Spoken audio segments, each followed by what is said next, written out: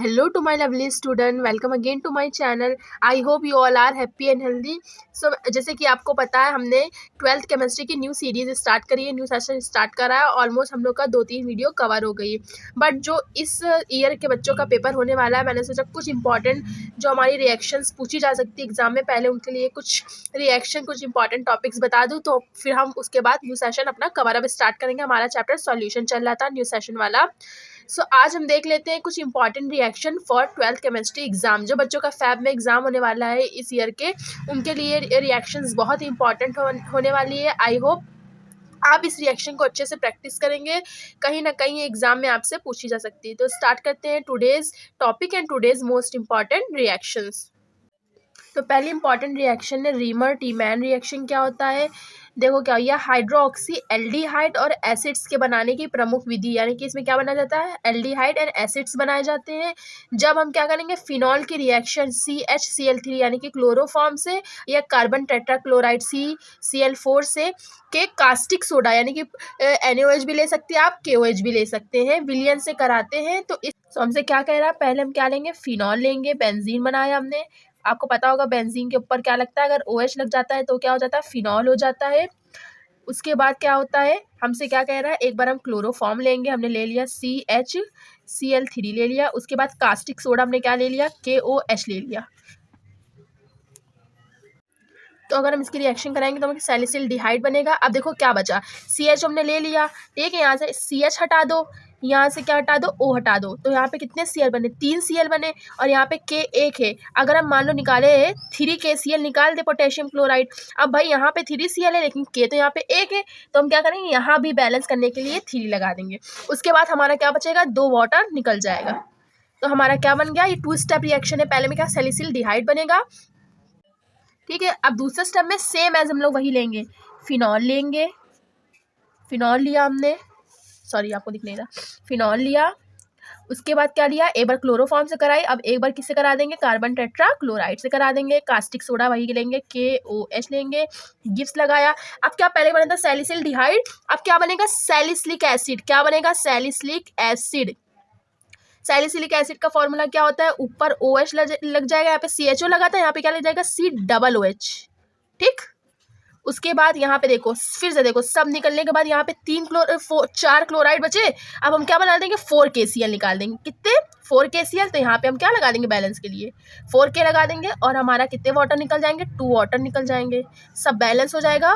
पहले में बना सैलिसिल्डिहाइड, दूसरे स्टेप में क्या बन गया, सैलिसिलिक एसिड। कुछ नहीं करना है आपको, कास्टिक सोडा सेम लेना, फिनॉल बस एक बार क्या रखना है, एक बार क्लोरोफॉर्म रखना है, और एक बार कार्बन टेट्राक्लोराइड रखना है, एक बार सैलिसिल्डिहाइड बनेगा, दूसरी में सैलिसिलिक एसिड। इसी रिएक्शन, ठीक है, मैंने आपका सैलिसिलिक एसिड लिख दिया है। तो पहली रिएक्शन कंप्लीट हो गई। मूव करते हैं सेकंड रिएक्शन पे। दूसरी रिएक्शन है हमारी कोल्बे रिएक्शन। कोल्बे रिएक्शन क्या होता है, सोडियम फेनॉक्साइड को कार्बन डाइऑक्साइड के साथ कितनी डिग्री सेल्सियस पे, 140 डिग्री सेल्सियस ताप तथा उच्च दाब पर गर्म करने पर क्या प्राप्त होता है, सैलिसिलिक एसिड प्राप्त होता है। का सोडियम लवण प्राप्त, यानी कि सैलिसिलिक क्या होगा, कुछ सोडियम की भी प्रॉपर्टीज पाई जाएंगी, ठीक है। सोडियम लवण प्राप्त होता है जिस पर अम्ल की क्रिया, ये प्राप्त हो गया सोडियम लवण। उसके बाद हम लोग इसकी क्रिया किससे कराएंगे, एक क्या डालेंगे, अम्ल डालेंगे, एसिड डालेंगे। क्या डालेंगे, एसिड, HCl डालेंगे। 2 स्टेप रिएक्शन है, 2 एरो में कंप्लीट होगी। मैं अभी आपको करके बताऊंगी। अम्ल की क्रिया कराने से तब जाके हमें प्योर क्या मिलेगा, सैलिसिलिक एसिड मिलेगा। इस क्रिया को कोल्बे रिएक्शन कहते हैं। जल्दी से हम लोग इस रिएक्शन को करते हैं। मैंने आपको क्या बताया था, पहले क्या लेंगे, सोडियम फिनॉक्साइड की किससे रिएक्शन कराएंगे, कार्बन डाइऑक्साइड से कराएंगे, हाई प्रेशर पर, यानी कि उच्च दाब पर। 140 से 150 हमारा टेम्परेचर रहेगा। तो क्या बनेगा, सैलिसिलिक एसिड का सोडियम लवण बनेगा। जल्दी से बना लेते हैं। देखो बेंजीन बनाया रिंग वाली, उसके ऊपर OH लगा था। इसके बाद क्या आ जाएगा, COONA। क्या आ जाएगा, COONA। ये सैलिसिलिक एसिड का क्या है, सोडियम लवण है, ठीक। उसके बाद हमने क्या कहा था, इस पर किसकी क्रिया कराएंगे, अम्ल की क्रिया कराएंगे। किसकी, अम्ल, हम HCl ले लेते हैं। अब HCl लेंगे तो क्या निकल जाएगा, देखो Cl और NaCl क्या निकल जाएगा, माइनस NaCl बाहर निकल गया, और हमारा क्या आएगा, सैलिसिलिक एसिड बन जाएगा। देखो बेंजीन, ऊपर OH, क्या बचा, COOH, यहाँ से ले लेंगे COOH। तो क्या, सोडियम फिनॉक्साइड, और फिर जो लवण वाला प्राप्त होगा उसको क्या कहेंगे, सोडियम सैलिसिलेट, फिर अम्ल की क्रिया पे सैलिसिलिक एसिड बन जाएगा।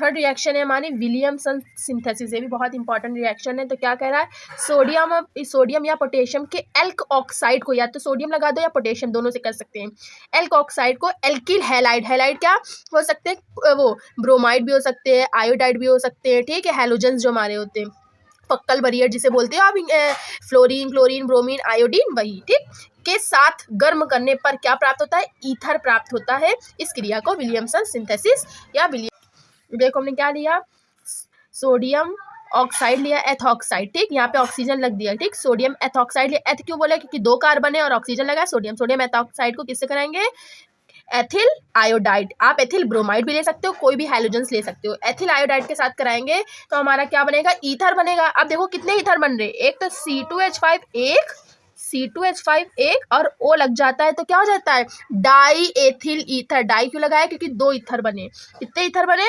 2 ether, C2H5O, C2H5 die ethyl ether. अब क्या बच गया, NaI बच गया, सोडियम आयोडाइड।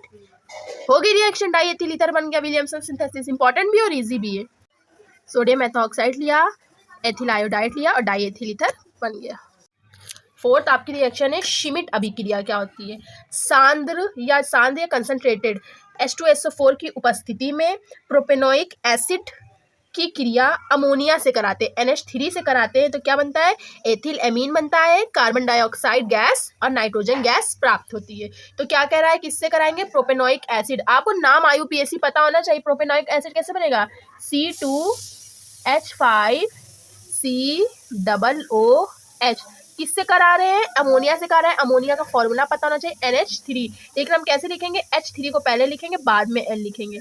उसके बाद किसकी उपस्थिति में, कंसंट्रेटेड या सांद्र किसकी, H2SO4 सल्फ्यूरिक एसिड की उपस्थिति में कराएंगे तो क्या बनेगा, एथिल एमीन बनेगा। एथिल एमीन का फॉर्मूला C2H5, एमीन को क्या कहते हैं, NH2, एथिल एमीन। उसके बाद क्या निकलेगी, कार्बन डाइऑक्साइड गैस निकल जाएगी, नाइट्रोजन गैस निकल जाएगी। हो गई श्मिट अभिक्रिया। बस आपको नाम पता है, अमोनिया का फॉर्मूला क्या होता है, एथिल का क्या होता है, मेथिल, एमीन, ये सबका फॉर्मूला पता होगा, आप इजीली कर लोगे। हो गई श्मिट अभिक्रिया, प्रोपेनोइक एसिड, अमोनिया और क्या बना, एथिल एमीन बना। ओके, लास्ट आपकी रिएक्शन है फ्रैंकलैंड अभिक्रिया। क्या होती है, ये भी इंपॉर्टेंट है बेटा। जब 2 एथिल ब्रोमाइड की अभिक्रिया, कितने ब्रोमाइड होंगे, एथिल ब्रोमाइड 2, तब 2 एथिल ब्रोमाइड की अभिक्रिया जिंक से कराते हैं, यानी कि Zn से कराते हैं, तो क्या बनता है, C4H10 आइसोब्यूटेन। आइसो की सिंगल चेन है ना, लीनियर, आइसोब्यूटेन, ब्यूटेन क्यों बोले, क्योंकि 4 कार्बन की चेन है, और क्या बनेगा, जिंक ब्रोमाइड प्राप्त होगा। तो जल्दी से करते हैं, एथिल ब्रोमाइड 2 ले लेते हैं, C2H5Br लिया, प्लस किससे कराएंगे, जिंक से कराएंगे, 2 एथिल ब्रोमाइड लिया, C2H5Br गिव्स क्या बन जाएगा, C4 और क्या बन जाएगा, H10 बन जाएगा, C4H10। ये हटाओ, ये हटाओ, 5 5 10 हो गए, क्या बचा, Zn बचा, Br बचा। ठीक है, अब देखो 2 Br बचे तो कितने लिखना, 2 Zn Br। अब इसको बैलेंस करने के लिए आपको यहाँ पे क्या लगाना पड़ेगा, 2 लगाना पड़ेगा, क्योंकि 2 Br है तो 2 Zn होना चाहिए।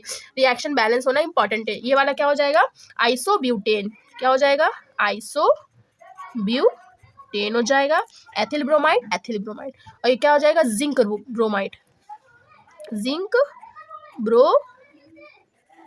हो गई फ्रैंकलैंड। ये थी आपकी टॉप 5 और इंपॉर्टेंट अभिक्रिया reactions for 12th chemistry board exam. I hope आपको ये वीडियो पसंद आया होगा। आने वाली और वीडियो में मैं आपके लिए इंपॉर्टेंट रिएक्शंस लाऊंगी। जब तक की वीडियोस को वॉच करिए, अच्छे से पढ़ाई करिए, बाय।